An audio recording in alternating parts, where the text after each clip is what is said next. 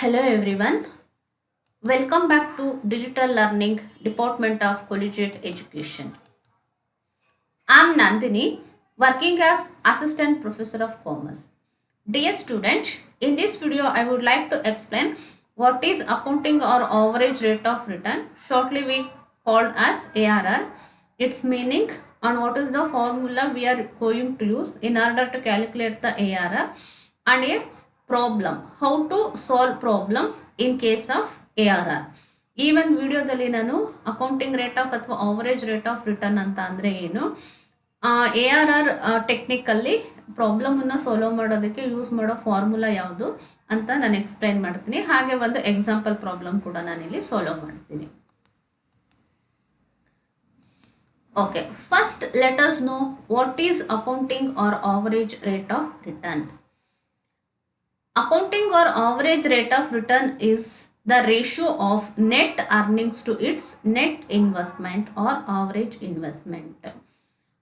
Net earnings ನಾವು net investment ಅಥವಾ average investment ಈ ಎರಡೂ ಮಧ್ಯೆ ಇರುವಂತಹ ಒಂದು ರಿಲೇಶನ್ಶಿಪ್ ಏನಿದೆಯೋ ಅದನ್ನ ನಾವು ARR ಅಂತ ಕರಿತೀವಿ. That means it is the ratio of net earnings to net investment or the average investment. Okay, ನಾನು ಲಾಸ್ಟ್ ಕ್ಲಾಸಲ್ಲಿ ನಿಮಗೆ ಪೇಬ್ಯಾಕ್ ಪೀರಿಯಡು ಹಾಗೆಯೇ ಡಿಸ್ಕೌಂಟೆಡ್ ಪೇಬ್ಯಾಕ್ ಪೀರಿಯಡನ್ನು ಎಕ್ಸ್ಪ್ಲೈನ್ ಮಾಡಬೇಕಾದ್ರೆ ಹೇಳಿದ್ದೆ, ಪ್ರತಿ ಟೆಕ್ನಿಕಲ್ಲೂ ಕೂಡ ನಮಗೆ ಕ್ಯಾಶ್ ಇನ್ಫ್ಲೋಸು ಯಾವ ಫಾರ್ಮಲ್ಲಿ ತಗೊಂಡು ನಾವು ಪ್ರಾಬ್ಲಮನ್ನು ಸಾಲ್ವ್ ಮಾಡಬೇಕು ಅಂತ. ಡಿಸ್ಕೌಂಟೆಡ್ ಪೇಬ್ಯಾಕ್ ಪೀರಿಯಡ್ ಮತ್ತು ಪೇಬ್ಯಾಕ್ ಪೀರಿಯಡಲ್ಲಿ ನಮಗೆ net profit before depreciation after tax ಆ ಒಂದು ಫಾರ್ಮಲ್ಲಿ ಇರಬೇಕಾಗಿತ್ತು. ಆದರೆ ARR ಅಲ್ಲಿ ನಮಗೆ ಪ್ರಾಬ್ಲಮನ್ನು ಸಾಲ್ವ್ ಮಾಡೋದಕ್ಕೆ ಕ್ಯಾಶ್ ಇನ್ಫ್ಲೋಸ್ ಹೇಗಿರಬೇಕು ಅಂತ ಅಂದರೆ profit, that is the net profit after depreciation and after taxes ಇರಬೇಕಾಗುತ್ತೆ. ಅಂದರೆ ಕ್ಯಾಶ್ ಇನ್ಫ್ಲೋಸ್ ಅಥವಾ ನೆಟ್ ಪ್ರಾಫಿಟ್ ಏನಿರುತ್ತೋ ಅದರಲ್ಲಿ ನಾವು ಡಿಪ್ರಿಸಿಯೇಷನ್ಸನ್ನು ಡಿಡಕ್ಟ್ ಮಾಡಿ ಟ್ಯಾಕ್ಸನ್ನು ಕೂಡ ಡಿಡಕ್ಟ್ ಮಾಡಬೇಕಾಗುತ್ತೆ. ಆ ಒಂದು ಫಾರ್ಮೆಟಲ್ಲಿದ್ದರೆ ಅದು ನಮಗೆ ರೆಡಿ ಇನ್ಫಾರ್ಮೇಷನ್ ಇರುತ್ತೆ, ಡೈರೆಕ್ಟಾಗಿ ತೊಗೊಂಡು ನಾವು ಪ್ರಾಬ್ಲಮ್ನ ಸಾಲ್ವ್ ಮಾಡ್ಬೋದು. ಬಟ್ ಆ ಥರ ಇಲ್ಲ ಅಂತ ಅಂದರೆ we have to make changes like this. ಈ ಒಂದು ವೇನಲ್ಲಿ ನಾವು ಚೇಂಜಸನ್ನು ಮಾಡ್ಕೋಬೇಕಾಗುತ್ತೆ.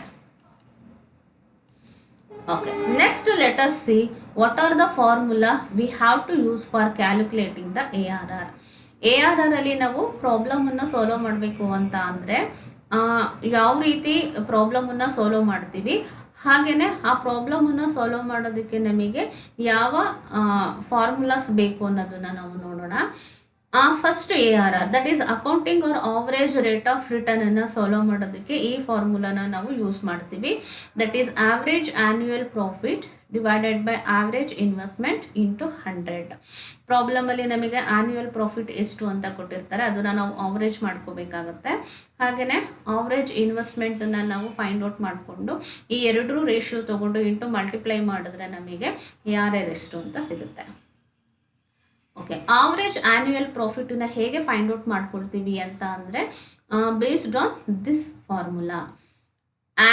Average annual profit or average annual profit equals annual profit divided by number of years.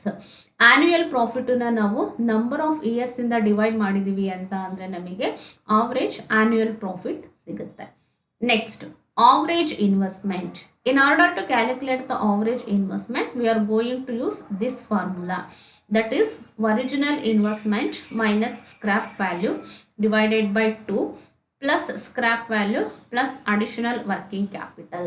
Okay, ಈ ಥರ ಒಂದು ಪ್ರಾಬ್ಲಮನ್ನು ಸಾಲ್ವ್ ಮಾಡಬೇಕಾದ್ರೆ ಈ ಫಾರ್ಮುಲಾನ ಹೇಗೆ ಯೂಸ್ ಮಾಡೋದು ಅನ್ನೋದನ್ನು ನಾವು ನೆಕ್ಸ್ಟ್ ಸ್ಲೈಡಲ್ಲಿ ನೋಡೋಣ. ಓಕೆ, ಇಲ್ಲಿ ಅಕ್ಸೆಪ್ಟ್ ಮತ್ತು ರಿಜೆಕ್ಟ್ ಕ್ರೈಟೀರಿಯಾ ಯಾವ ಥರ ಇರುತ್ತೆ ಅಂತ ಅಂದರೆ, if it is a independent project or a single project.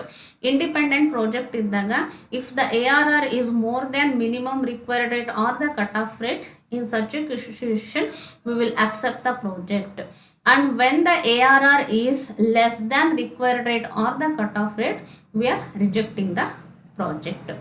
Independent ಅಥವಾ ಸಿಂಗಲ್ ಪ್ರಾಜೆಕ್ಟ್ ಇದ್ದಾಗ ಕಟ್ ಆಫ್ ರೇಟಿಗಿನ್ನ ARR ಜಾಸ್ತಿ ಬಂದರೆ ಪ್ರಾಜೆಕ್ಟ್ನ ಆಕ್ಸೆಪ್ಟ್ ಮಾಡ್ಕೊಳ್ತೀವಿ. ಬಟ್ ನಮ್ಮ ಕಟ್ ಆಫ್ ರೇಟ್ ಅಥವಾ ಮಿನಿಮಮ್ ರಿಕ್ವೈರ್ಡ್ ರೇಟಿಗಿಂತ ARR ಆ್ಯಕ್ಚುಯಲ್ ARR ಕಡಿಮೆ ಬರ್ತಿದೆ ಅಂತ ಅಂದರೆ ಪ್ರಾಜೆಕ್ಟನ್ನ ನಾವು ರಿಜೆಕ್ಟ್ ಮಾಡ್ತೀವಿ. ಇದು ಇಂಡಿಪೆಂಡೆಂಟ್ ಪ್ರಾಜೆಕ್ಟಿಗೆ ಅಪ್ಲೈ ಆಗುತ್ತೆ. But in case of mutually exclusive project ಇದ್ದಾಗ ಹೈಯರ್ ARR ಯಾವ್ದು ಬರುತ್ತೋ ಅದನ್ನ ಅಕ್ಸೆಪ್ಟ್ ಮಾಡ್ಕೊಳ್ತೀವಿ, ಲೋವರ್ ARR ಯಾವ್ದಿರುತ್ತೋ ಅದನ್ನ ನಾವು ಯೂಶುವಲಿ ರಿಜೆಕ್ಟ್ ಮಾಡ್ತೀವಿ. ಓಕೆ, ಒಂದು ಪ್ರಾಬ್ಲಮ್ ಇಲ್ಲಿದೆ, ಅದನ್ನ ನಾನು ಎಕ್ಸ್ಪ್ಲೈನ್ ಮಾಡ್ತೀನಿ, ನೋಡ್ಕೊಳ್ಳಿ. ಫಸ್ಟ್ 2 ಮೆಷಿನ್ ಇನ್ಫಾರ್ಮೇಶನ್ ಕೊಟ್ಟಿದ್ದಾರೆ, ಮೆಷಿನ್ ಎ ಹಾಗೇನೆ ಮೆಷಿನ್ ಬಿ. ಎರಡರದ್ದು ಸೇಮ್ ಇನ್ವೆಸ್ಟ್ಮೆಂಟ್ ಇದೆ, that is cost 56,125, 56,125. Okay, additional investment is nothing but working capital. ಎಷ್ಟಿದೆ? ಮೆಷಿನ್ ಎದು 5,000 ಇದೆ, ದೆನ್ ಮೆಷಿನ್ ಬಿದು 6,000 ಇದೆ. ಓಕೆ, ಎರಡರದ್ದು ನಮಗೆ ಕ್ಯಾಶ್ ಇನ್ಫ್ಲೋಸ್ ಕೊಟ್ಟಿದ್ದಾರೆ. ಕೊಟ್ಟಿರೋ ಕ್ಯಾಶ್ ಇನ್ಫ್ಲೋಸು ನಮಗೆ ಬೇಕಾಗಿರೋ ಫಾರ್ಮಲ್ಲೇ ಇದೆಯಾ ಅಥವಾ ನಾವೇನಾದರೂ ಚೇಂಜಸ್ ಮಾಡ್ಕೋಬೇಕಾ ಅನ್ನೋದನ್ನ ನೋಡಬೇಕಾಗುತ್ತೆ. Annual income after depreciation and tax, ನಮಗೂ ಬೇಕಾಗಿರೋದು ARR ಅಲ್ಲಿ ಆಫ್ಟರ್ ಡಿಪ್ರಿಸಿಯೇಷನ್ ಆಫ್ಟರ್ ಟ್ಯಾಕ್ಸ್. ಹಾಗಾಗಿ ಇಲ್ಲಿ ಏನು 2 ಮೆಷಿನ್ಸ್ ನಮಗೆ ಕೊಟ್ಟಿರೋ ಕ್ಯಾಶ್ ಇನ್ಫ್ಲೋಸ್ ಏನಿದೆ ನಮಗೆ ಪ್ರಾಬ್ಲಮ್ ಮಾಡೋದಕ್ಕೆ ಹೇಗಿರಬೇಕೋ ಅದೇ ಫಾರ್ಮಲ್ ಇದೆ. ಹಾಗಾಗಿ ಇದನ್ನ ಮತ್ತೆ ನಾವು ಏನು ಚೇಂಜಸ್ ಮಾಡ್ಕೊಳ್ಳುವಂಥ ನೆಸೆಸಿಟಿ ಇಲ್ಲ. ಇಲ್ಲಿ ನಮಗೆ ಟೋಟಲ್ 5 years ಆನ್ಯುವಲ್ ಕ್ಯಾಶ್ ಇನ್ಫ್ಲೋಸ್ನ ಕೊಟ್ಟಿದ್ದಾರೆ. ಹಾಗಾಗಿ ನೋಡಿದ ತಕ್ಷಣನೇ ಗೊತ್ತಾಗುತ್ತೆ ಇದ್ರದ್ದು ಎಕನಾಮಿಕ್ ಲೈಫು 5 years ಇದೆ ಅಂತ. ಮತ್ತೆ ಎರಡರದ್ದು ಅವರೇ ಟೋಟಲ್ ಮಾಡು ಕೂಡ ಪ್ರಾಬ್ಲಮ್ ಅಲ್ಲಿ ಹೇಳಿದ್ದಾರೆ. ಎಷ್ಟು ಬರುತ್ತೆ ಅಂದರೆ 36,875 ಮೆಷಿನ್ ಎದು, ಹಾಗೇನೆ ಮೆಷಿನ್ ಬಿದು ಕೂಡ 36,875 ಬಂದಿದೆ. ಓಕೆ, ಇನ್ನು ರಿಮೈನಿಂಗ್ ಇನ್ಫಾರ್ಮೇಶನ್ ಏನು ಹೇಳಿದ್ದಾರೆ ನೋಡೋಣ. Life of the project 5 years each, ಎರಡರದ್ದು ಕೂಡ 5 years ಇದೆ. ದೆನ್ ಸಾಲ್ವೇಜ್ ವ್ಯಾಲ್ಯೂ ಕೂಡ ಕೊಟ್ಟಿದ್ದಾರೆ. Salvage value or scrap value both are one and the same. Machine ಎದು 3,000 ಇದೆ, ಹಾಗೇನೆ ಮೆಷಿನ್ ಬಿ ಕೂಡ 3,000 ಇದೆ. ದೆನ್ ಟ್ಯಾಕ್ಸ್ ರೇಟ್ 55% ಈಚ್ ಅಂತ ಹೇಳ್ತಾರೆ. Depreciation is charged on straight line basis. ಇಲ್ಲಿ ಒನ್ ಥಿಂಗ್ ನಾವು ಏನು ಅಬ್ಸರ್ವ್ ಮಾಡಬೇಕು ಅಂತ ಅಂದರೆ, ಕೊಟ್ಟಿರೋ ಇನ್ಫಾರ್ಮೇಷನ್ ಅಲ್ಲಿ ಕ್ಯಾಶ್ ಇನ್ಫ್ಲೋಸು ನಮಗೆ ಹೇಗೆ ಬೇಕೋ ಅದೇ ಫಾರ್ಮಲ್ಲಿ ಇದೆ. ಹಾಗಾಗಿ ನಾವೇನು ಚೇಂಜಸ್ ಮಾಡ್ಕೊಳ್ಳೋ ನೆಸೆಸಿಟಿ ಇಲ್ಲ. ಬಟ್ ಇಲ್ಲಿ ನಮಗೆ ಟ್ಯಾಕ್ಸ್ ರೇಟು, ಡಿಪ್ರಿಸಿಯೇಷನ್ ಇದೆರಡು ಕೊಟ್ಟಿರೋದ್ರಿಂದ ಕನ್ಫ್ಯೂಷನ್ ಮಾಡ್ಕೊಳ್ಳೋ ಅವಶ್ಯಕತೆ ಇಲ್ಲ. ಸುಮ್ಮನೆ ಕನ್ಫ್ಯೂಸ್ ಮಾಡೋದಕ್ಕಂತಾನೆ ಇವ್ರು ಕೊಟ್ಟಿರ್ತಾರೆ. ಹಾಗಾಗಿ ಇದೆರಡು ಇನ್ಫಾರ್ಮೇಷನನ್ನು ನಾವಿಲ್ಲಿ ಇಗ್ನೋರ್ ಮಾಡಬೇಕಾಗುತ್ತೆ. ಈ 2 ಇನ್ಫಾರ್ಮೇಷನ್ ಯಾವಾಗ ನಮಗೆ ಬೇಕಾಗಿತ್ತು ಅಂತ ಅಂದರೆ, annual income before depreciation before tax ಇದ್ದಾಗ ನಮಗೆ ಡಿಪ್ರಿಸಿಯೇಷನ್ ಡಿಡಕ್ಟ್ ಮಾಡೋದಕ್ಕೆ ಹಾಗೆಯೇ ಟ್ಯಾಕ್ಸ್ನ ಡಿಡಕ್ಟ್ ಮಾಡೋದಕ್ಕೆ ಈ ಇನ್ಫಾರ್ಮೇಷನ್ ನಮಗೆ ನೆಸೆಸಿಟಿ ಇರ್ತಾ ಇತ್ತು. ಬಟ್ ಕೊಟ್ಟಿರೋದೇ ನಮಗೆ ಬೇಕಾಗಿರೋ ರೀತಿಯಲ್ಲಿ ಇರೋದ್ರಿಂದ, ರೆಡಿ ಇನ್ಫಾರ್ಮೇಷನ್ ಇರೋದ್ರಿಂದ ಈ 2 ಇನ್ಫಾರ್ಮೇಷನ್ ಕೂಡ ನಮಗಿಲ್ಲಿ ಇರ್ರಿಲೆವೆಂಟ್ ಆಗುತ್ತೆ. Okay, so determine the ARR from the above data of 2 machines A and B. ಈ ಇನ್ಫಾರ್ಮೇಷನ್ಸನ್ನ ಯೂಸ್ ಮಾಡ್ಕೊಂಡು ನಾವು 2 ಮೆಷಿನ್ಸಿಗೆ ಫೈಂಡ್ ಔಟ್ ಮಾಡಬೇಕಾಗುತ್ತೆ ARRನ. ಓಕೆ, ಫಸ್ಟ್ ಮೆಷಿನ್ ಎ ಇದನ್ನ ಫೈಂಡ್ ಔಟ್ ಮಾಡೋಣ. ARR ಫಾರ್ಮುಲಾ ನಾನು ಆಲ್ರೆಡಿ ಎಕ್ಸ್ಪ್ಲೈನ್ ಮಾಡಿದ್ದೆ ಅಲ್ವಾ. Average annual income divided by average investment into 100. Okay, average annual ಇನ್ಕಮ್ನ ಹೇಗೆ ನಾವು ಕ್ಯಾಲ್ಕುಲೇಟ್ ಮಾಡ್ಕೊಳ್ತೀವಿ ಅಂತ ಅಂದರೆ ಇದನ್ನು ಕೂಡ ನಾನು ಎಕ್ಸ್ಪ್ಲೈನ್ ಮಾಡಿದ್ದೆ. ಟೋಟಲ್ ಪ್ರಾಫಿಟ್ನ ತಗೋಬೇಕು divided by number of years. Okay, ನೋಡಿ ಫಸ್ಟ್ ಮೆಷಿನ್ ಎದು ನಮಗೆ ಟೋಟಲ್ ಪ್ರಾಫಿಟ್ ಎಷ್ಟಿದೆ? 36,875 ಇದೆ. 36,875 ಹಾಕೊಂಡಿದ್ದೀವಿ. Then life of the project ಅಂತ ಅಂದ್ರೂ ಒಂದನೇ, ನಂಬರ್ ಆಫ್ ಇಯರ್ಸ್ ಅಂತ ಅಂದ್ರೂ ಒಂದನೇ. ಸೊ ಎಷ್ಟಿದೆ ನಂಬರ್ ಆಫ್ ಇಯರ್ಸ್ ಅಥವಾ ಅದರದ್ದು ಲೈಫ್ ಅಂತ ಅಂದರೆ 5 years ಇದೆ. ನಾವು ಆನ್ಯುಯಲ್ ಪ್ರಾಫಿಟನ್ನು ನಂಬರ್ ಆಫ್ ಇಯರ್ಸಿಂದ ಡಿವೈಡ್ ಮಾಡಿದ್ದೀವಿ. ಸೊ ಡಿವೈಡ್ ಮಾಡಿದ್ರೆ ನಮಗೆ ಆವರೇಜ್ ಆನ್ಯುಯಲ್ ಇನ್ಕಮ್ ಎಷ್ಟು ಬರುತ್ತೆ? 7,375 rupees ಬರುತ್ತೆ. ಓಕೆ, ಆವರೇಜ್ ಆನ್ಯುಯಲ್ ಪ್ರಾಫಿಟನ್ನ ಫೈಂಡ್ ಔಟ್ ಮಾಡಿದ್ದಾಯಿತು. ನೆಕ್ಸ್ಟ್ ಆವರೇಜ್ ಇನ್ವೆಸ್ಟ್ಮೆಂಟ್ ಬೇಕಲ್ವಾ, ಹಾಗಾಗಿ ಆವರೇಜ್ ಇನ್ವೆಸ್ಟ್ಮೆಂಟನ್ನು ಫೈಂಡ್ ಔಟ್ ಮಾಡೋಣ. Average investment formula original investment minus scrap value plus scrap value plus additional working capital. Okay, original investment ಎಷ್ಟಿದೆ ನಮಗೆ ಪ್ರಾಬ್ಲಮಲ್ಲಿ? 56,125 ಇದೆ. 56,125 ಹಾಕೊಂಡಿದ್ದೀವಿ.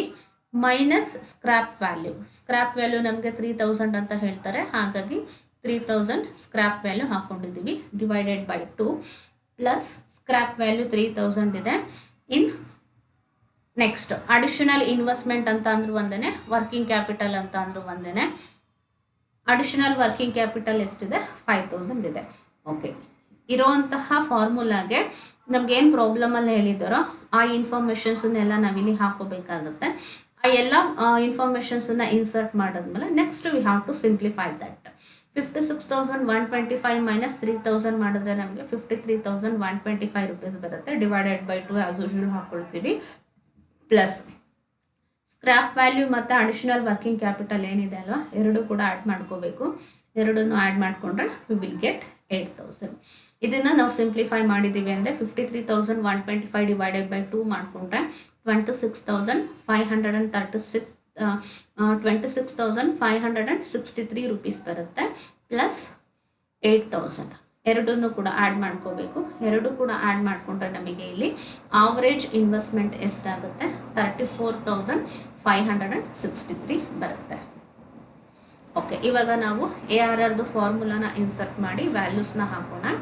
Average annual income 7,375. ಇದನ್ನು ನಾವು ಆಲ್ರೆಡಿ ಕ್ಯಾಲ್ಕುಲೇಟ್ ಮಾಡ್ಕೊಂಡಿದ್ವಿ, ಇಲ್ಲಿದೆ ನೋಡಿ. ದೆನ್ ಡಿವೈಡೆಡ್ ಬೈ ಆವರೇಜ್ ಇನ್ವೆಸ್ಟ್ಮೆಂಟನ್ನು ಫೈಂಡ್ ಔಟ್ ಮಾಡ್ಕೊಂಡಿದ್ದೀವಿ, ದಟ್ ಈಸ್ 34,563 ಇಂಟು 100. ಇದಿಷ್ಟನ್ನು ಸಿಂಪ್ಲಿಫೈ ಮಾಡಿದ್ರೆ ನಮಗೆ 21.33% ಬರುತ್ತೆ. ಅಂದರೆ ಮೆಷಿನ್ ಎದು ARR 21.33%. Machine A find out ಮಾಡ್ಕೊಂಡಿದ್ದಾಯಿತು. ನೆಕ್ಸ್ಟ್ ಮೆಷಿನ್ ಬಿದನ್ನು ನಾವಿಲ್ಲಿ ಫೈಂಡ್ ಔಟ್ ಮಾಡೋಣ. First here also we have to compute what is the average annual income. Average annual income ನಮಗೆ ಪ್ರಾಬ್ಲಮಲ್ಲಿ ಅವರೇ ಟೋಟಲ್ ಮಾಡಿ ಕೊಟ್ಟಿದ್ದಾರೆ, ದಟ್ ಇಸ್ 36,875 ಇದೆ. ಸೊ ನಂಬರ್ ಆಫ್ ಇಯರ್ಸ್ 5 ಇರೋದ್ರಿಂದ ಡಿವೈಡ್ ಮಾಡಿದ್ರೆ ನಮಗೆ ಆವರೇಜ್ ಆ್ಯನ್ಯುಯಲ್ ಪ್ರಾಫಿಟ್ 7,375 ಬಂತು. Next likewise machine A we have to calculate average investment for machine B. As usual ಫಾರ್ಮುಲಾನ ಹಾಕೋಬೇಕು. ಫಾರ್ಮುಲಾಗೆ ವ್ಯಾಲ್ಯೂಸ್ನ ಇನ್ಸರ್ಟ್ ಮಾಡಬೇಕು. ಇದರಲ್ಲೂ ಕೂಡ ನಮಗೆ ಇನ್ವೆಸ್ಟ್ಮೆಂಟ್ 56,125 ಇದೆ. ಸ್ಕ್ರ್ಯಾಪ್ ವ್ಯಾಲ್ಯೂ 3,000 ಇದೆ. ಡಿವೈಡೆಡ್ ಬೈ 2 ಸ್ಕ್ರ್ಯಾಪ್ ವ್ಯಾಲ್ಯೂ 3,000 ಹಾಕೋತೀವಿ. Plus additional working capital machine ಎನಲ್ಲಿ 5,000 ಇತ್ತು, ಬಟ್ ಮೆಷಿನ್ ಬಿಗೆ 6,000 ಅಂತ ನಮಗೆ ಪ್ರಾಬ್ಲಮಲ್ಲಿ ಕೊಟ್ಟಿದ್ದಾರೆ ನೋಡಿ. 6,000 ಇದೆ. ಸೊ ಹಾಗಾಗಿ ನಾವಿಲ್ಲಿ 6,000 ಹಾಕೊಂಡ್ವಿ.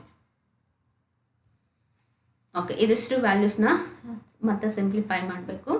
23,125 ಡಿವೈಡೆಡ್ ಬೈ 2, 3,000 ಪ್ಲಸ್ 6,000 ಅಂದರೆ ಟೋಟಲ್ 9,000 ಆಗುತ್ತೆ. ಹಾಗಾಗಿ 26,562 ಪ್ಲಸ್ 9,000 ಎರಡನ್ನೂ ಕೂಡ ಆ್ಯಡ್ ಮಾಡಿದ್ರೆ ಆವರೇಜ್ ಇನ್ವೆಸ್ಟ್ಮೆಂಟ್ ನಮಗೆ 35,563 ಬಂತು. ಓಕೆ, ಇದಕ್ಕೆ ನಾವು ARR ಫಾರ್ಮುಲಾನ ಇನ್ಸರ್ಟ್ ಮಾಡಿ ಸೊ ಕಂಡುಹಿಡಿಬೇಕಾಗುತ್ತೆ. Average annual income find out ಮಾಡಿರೋ ಪ್ರಕಾರ 7,375 ಇದೆ. ಹಾಗೆಯೇ ಆವರೇಜ್ ಇನ್ವೆಸ್ಟ್ಮೆಂಟ್ 35,563 ಇದೆ ಇಂಟು 100. ಸೊ ಇದಿಷ್ಟು ಸಿಂಪ್ಲಿಫೈ ಮಾಡಿದ್ರೆ ವಿ ವಿಲ್ ಗೆಟ್ 20.73%. ಓಕೆ, ಈಗ ಮೆಷಿನ್ ಎ ಹಾಗೆಯೇ ಮೆಷಿನ್ ಬಿ ಎರಡರದ್ದು ಕೂಡ ARRನ ಫೈಂಡ್ ಔಟ್ ಮಾಡಿ ಇದಾಯಿತು.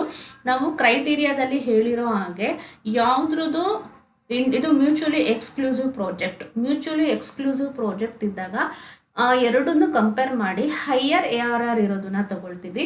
ನೋಡಿ, ಮೆಷಿನ್ ಎದು ನಮಗೆ ಎಷ್ಟಿದೆ, 21.33% ಇದೆ. ಮೆಷಿನ್ ಬಿದು ನಮಗೆ 20.73% ಇದೆ.